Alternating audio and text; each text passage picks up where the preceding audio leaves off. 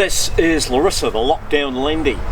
I picked her up last night, a drive through the night, and I got back at 17 minutes to midnight. So today is the first day of lockdown, and I'm going to be making videos on a full restoration of this old beast, one a week. Let's see how much I can get done during the time that I'm confined to my own property and not allowed to go out.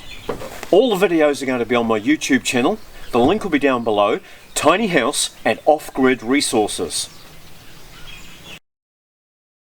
It's a Series 3 from the 1970s. It's a little newer than my other one, and it's a long wheelbase. It's got 3 motors. One of them fell over in the back and put that awful dent in the grab handle.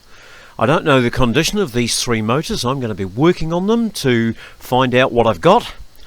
Here's that lovely long wheelbase. Reasonably straight body, but I'm going to be pulling the body off so that I can work on the chassis and find out what I've got underneath it all. You'll find all the videos on my channel, Tiny House and Off-Grid Resources on YouTube. The link will be down below. Keep checking back regularly. There'll be a new video every week. It's going to be awesome to know that you're watching along with everybody else.